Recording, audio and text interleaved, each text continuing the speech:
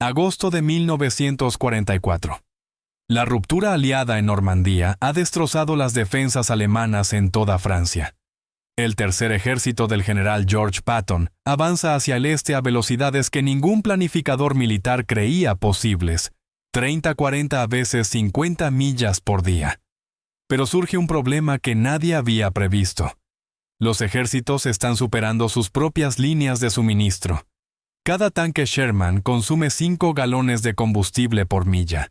Cada división de infantería necesita 650 toneladas de suministros diarios, munición, raciones, equipo médico, piezas de repuesto. El puerto de Cherburgo, aún en reparación tras la demolición alemana, apenas puede manejar una fracción de lo necesario. El siguiente gran puerto, Amberes, no estará operativo durante meses, lo que significa que cada bala, cada vendaje, cada lata de frijoles debe ser transportado por carretera desde las playas de Normandía hasta el frente unas 350 millas, a través de carreteras bombardeadas que los alemanes destruyeron en su retirada. En el cuartel general supremo, los oficiales de logística observan cifras que no cuadran. Los tanques de Patton literalmente se están quedando sin combustible. El tercer ejército ha avanzado tan rápido que los camiones de suministros no pueden mantener el ritmo. En solo una semana, las unidades de vanguardia informan que les quedan 3 días de munición. Algunos batallones de tanques están completamente inmovilizados, no por acción enemiga, sino por falta de combustible. La sala estalla cuando el coronel Frank Ross, jefe de transporte, informa al general Eisenhower el 21 de agosto. Estamos perdiendo el 23% de los suministros antes de que lleguen al frente, reporta Ross. Accidentes de camiones, ataques aéreos alemanes, vehículos que se averían a mitad del convoy. Si Patton se detiene, los alemanes se reforzarán. Si sigue avanzando sin suministros, su ejército colapsará. Eisenhower fija la mirada en el mapa. La ventana para terminar la guerra antes de Navidad se está cerrando. ¿Cuánto tiempo para arreglar esto?, pregunta. Semanas, tal vez meses. Tendríamos que rediseñar completamente el sistema de convoyes, establecer depósitos de mantenimiento adecuados. No tenemos semanas, responde Eisenhower, mientras su dedo recorre la línea roja que marca la frontera alemana. La Wehrmacht se está retirando ahora. Si les damos tiempo para reagruparse, estaremos combatiendo a través de la línea Siegfriedo en invierno. Mira alrededor de la sala. Necesito soluciones en días, caballeros, no en meses. La reunión se levanta sin respuestas. Ese mismo día, a 90 millas del cuartel general, el sargento técnico Raymond Ray Kowalski se sienta en la cabina de su camión GMC Jimmy, observando los restos de otro convoy. 8 camiones volcados, calcinados, los suministros esparcidos a lo largo de la carretera. Un ataque aéreo de la Luftwaffe los atrapó agrupados en una carretera estrecha. Presas fáciles. Kowalski tiene 34 años, era camionero de larga distancia en Pittsburgh antes de la guerra. Sin título universitario, sin pedigrí militar, solo 15 años conduciendo cargamentos de acero por las carreteras montañosas de Pensilvania, en todo tipo de clima y condiciones. El ejército lo reclutó en 1943, le dio 2 semanas de entrenamiento de conductor y lo envió a Francia. Ahora observa morir a buenos hombres porque nadie en el mando entiende realmente cómo funcionan los camiones. Enciende un cigarrillo y piensa en algo que solía decir su despachador en Pittsburgh. Los convoyes son para mostrar. Las ganancias están en el espacio entre ellos. Llamado a la acción marca el minuto 1:23 del video. Antes de continuar, si te fascinan las innovaciones desconocidas que cambiaron la historia, suscríbete. El 75% de los que miran esto aún no están suscritos y se están perdiendo historias como esta cada semana. La doctrina oficial de convoyes del Red Ball Express, nombre en clave de esta operación de emergencia de suministros, es simple. Los camiones viajan juntos en formaciones de 20 o más vehículos separados por 60 yardas a una velocidad máxima de 25 millas por hora. Seguridad en los números. Kowalski ha conducido 6 convoyes en las últimas 2 semanas. Cada uno ha sufrido bajas. El problema no son solo los ataques aéreos alemanes, aunque son mortales. El problema es lo que ocurre antes del ataque. 20 camiones agrupados en una carretera rural francesa crean un objetivo visible a 10 millas de distancia. Cuando el vehículo de vanguardia detecta aviones enemigos, todo el convoy se detiene. Nadie puede maniobrar. Los camiones de adelante quedan atrapados por los de atrás. El espaciado que se supone que brinda seguridad crea en cambio una zona de muerte perfecta. Pero Kowalski nota algo más. El 23 de agosto su convoy se retrasa 6 horas en un depósito. Algunos camiones se cargan más rápido que otros. Algunos conductores impacientes por la espera simplemente parten por su cuenta en cuanto su carga está asegurada. Sin coordinación, sin organización. Esos conductores independientes llegan al depósito de suministros de Ford sanos y salvos, todos y cada uno de ellos. El convoy oficial al que finalmente se une Kowalski pierde 3 camiones en un ataque de un FW-190 alemán. Él empieza a observar el patrón. Los camiones independientes que viajan solos, o en parejas repartidos a lo largo de varias horas, en lugar de agrupados en intervalos de 30 minutos, son casi imposibles de atacar eficazmente por la aviación alemana.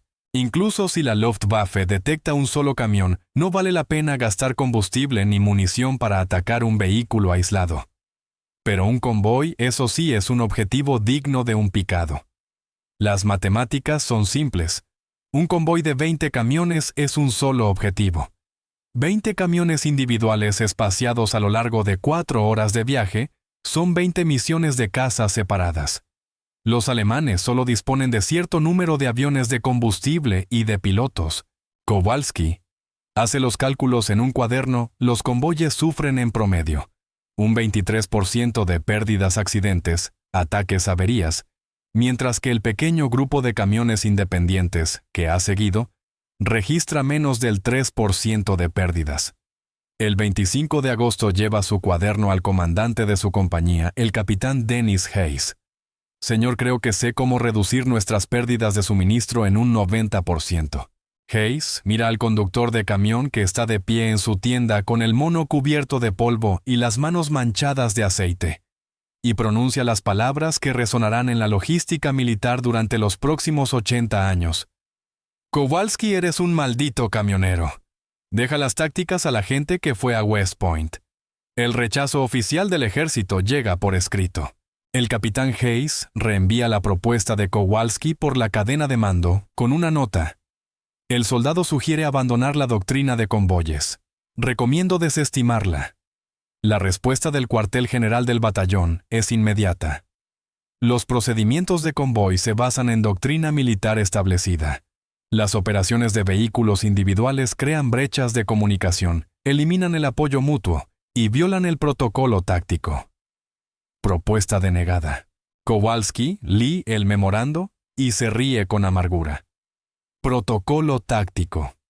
Ha estado conduciendo camiones desde que esos oficiales de Estado Mayor estaban en la escuela secundaria y ahora le dan lecciones sobre operaciones de vehículos. Pero no se rinde. El 27 de agosto se acerca al teniente coronel Martin Burgess, oficial adjunto de operaciones del cuerpo de transporte. Burgess lo escucha durante 10 minutos antes de negar con la cabeza. Rey, entiendo tu lógica, pero ¿sabes qué pasa si envío los camiones individualmente y uno se avería sin escolta, sin apoyo? El conductor queda varado en territorio hostil. Burgess señala el mapa. Estas carreteras todavía están llenas de unidades alemanas que hemos pasado por alto.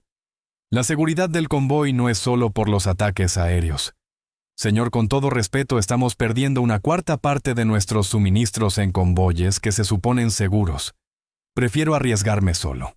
No son solo tus riesgos, responde Burgess. Es propiedad del ejército. Es material estratégico.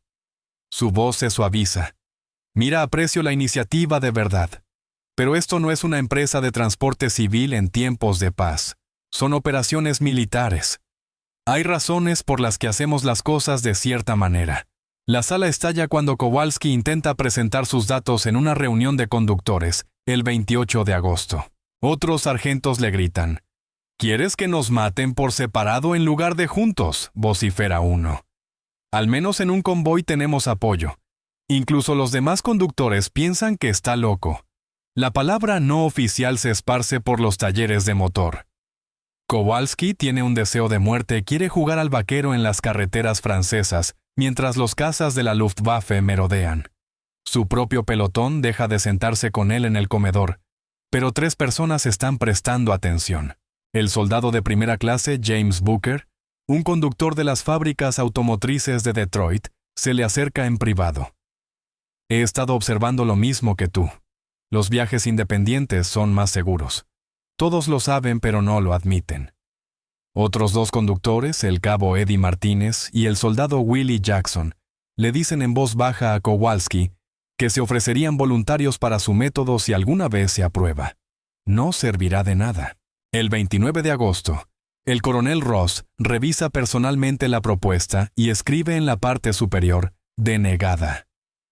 Cualquier desviación no autorizada del protocolo de convoyes está prohibida. Cualquier conductor que opere fuera de los parámetros establecidos será sometido a consejo de guerra. El ejército oficial ha hablado. La idea ridícula de Raymond Kowalski está muerta. Excepto que alguien más ha estado leyendo los informes. El teniente general Walter Bedell Smith, jefe de gabinete de Eisenhower, duerme poco a fines de agosto de 1944. La crisis de suministros está alcanzando niveles catastróficos.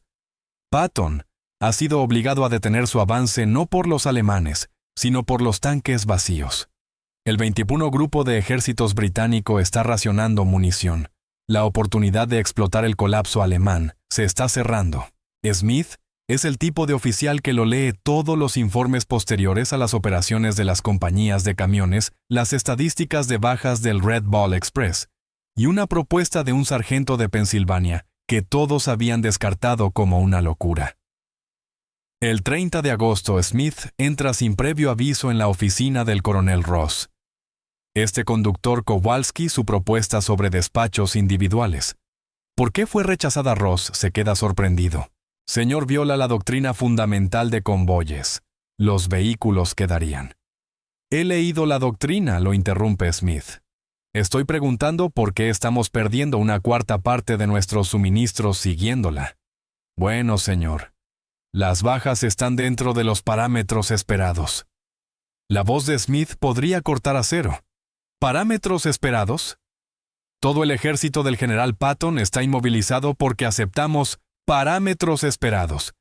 Tráigame a este sargento ahora. 2 horas después, Raymond Kowalski se encuentra en una tienda de mando frente a 3 coroneles y un teniente general. Lleva un mono que aún huele a combustible diésel, no se ha afeitado en 2 días, y está casi seguro de que su carrera militar está a punto de terminar. Smith no pierde tiempo. Sargento, explique su método. Suponga que no sé nada sobre camiones. Kowalski respira hondo. Señor, los alemanes no pueden atacar lo que no pueden predecir. En este momento, enviamos convoyes de 20 camiones en intervalos programados.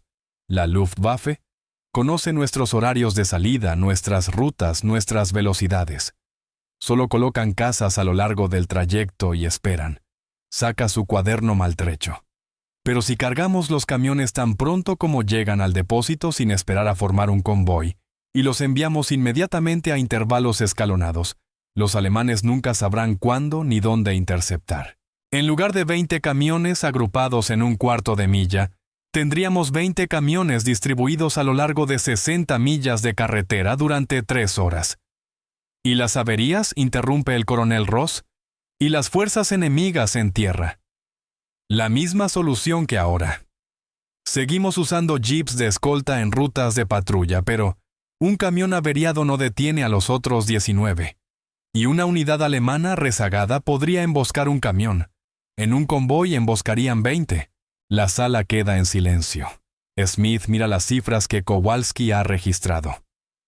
Convoyes convencionales, 23% de pérdidas. Camiones independientes, 3%. Los datos son demasiado pocos, argumenta Ross. Evidencia anecdótica de unos cuantos. Entonces pruébelo, responde Smith de inmediato. Sargento Kowalski dirigirá una operación de prueba. 1 semana. 20 camiones bajo su método de despacho. Si las pérdidas bajan del 10%, lo implementaremos en todo el sistema. El rostro de Ross se enrojece. Señor, si esto falla, asumiré la responsabilidad. Pero si funciona y no lo intentamos, ese fracaso también será mío. Smith mira a Kowalski. Tiene su oportunidad, sargento. No la desperdicie. 1 de septiembre de 1944. Kowalski está en el depósito de suministros de Allenson, observando cómo 20 camiones llegan para ser cargados. Esta es su prueba, su única oportunidad. Si falla, morirán hombres y él pasará el resto de la guerra en prisión. Si tiene éxito, podría salvar miles de vidas. El método tradicional de convoy funcionaría así. Los 20 camiones esperan hasta que todos estén cargados normalmente, entre 4 y 6 horas. Luego parten juntos en formación separados por 60 yardas, a una velocidad de 25 millas por hora. Tiempo de viaje al depósito avanzado, 14 horas. Tiempo total desde la llegada hasta la entrega, unas 20 horas. El método de Kowalski es radicalmente diferente. El primer camión termina de cargarse a las 0600 horas. No esperes. Sal ya. Ruta 7, velocidad estándar, operación independiente. El conductor parece nervioso pero asiente y parte de inmediato. El segundo camión termina a las 0618. Sal. El tercero a las 0633. Sal. En lugar de un convoy que partiría al mediodía, Kowalski despacha 20 camiones entre las 0600 y las 1100. 5 horas de salidas escalonadas. Están distribuidos a lo largo de 90 millas de carretera, en cualquier momento viajando a velocidades óptimas, según las condiciones, en lugar de mantener formaciones fijas. También cambia las velocidades. En vez del límite obligatorio de 25 millas por hora del convoy, les dice a los conductores experimentados: conduzcan lo que sea seguro. Ya conocen estas carreteras. Si pueden ir a 40, vayan a 40. Si es 30, es 30. Los observadores del cuerpo de transporte están horrorizados. El ayudante del coronel Ross anota constantemente infracciones: exceso de velocidad, falta de organización en convoy, vehículos individuales, operando en zona de combate. Pero ocurre algo extraordinario. Los camiones empiezan a llegar a los depósitos de suministros de vanguardia más rápido que cualquier convoy anterior. El primer vehículo alcanza el depósito del Tercer Ejército a las 18:30, 12 horas y media, después de su salida, 90 minutos más rápido que el promedio del convoy. El último camión llega a las 07:45 de la mañana siguiente. Los 20 camiones entregan su carga. 0 pérdidas. 0 ataques, una sola avería menor, una llanta pinchada que el conductor cambia por sí mismo y continúa sin retrasar a nadie más. La Luftwaffe alemana avista 3 de los camiones de Kowalski durante el trayecto, pero interceptar un solo vehículo requiere que un caza se desvíe de su patrulla, busque un objetivo y gaste munición por una recompensa mínima. 2 pilotos ni siquiera lo intentan. El tercero realiza una sola pasada de ametrallamiento, falla, y regresa a la base en lugar de desperdiciar combustible en la persecución. Día 2, otros 20 camiones. 19 entregas exitosas y un accidente. Un conductor se queda dormido y se estrella. Pero es la pérdida de un solo vehículo, no una pila de varios camiones como ocurre en los accidentes de convoy. Tasa de pérdida: 5%.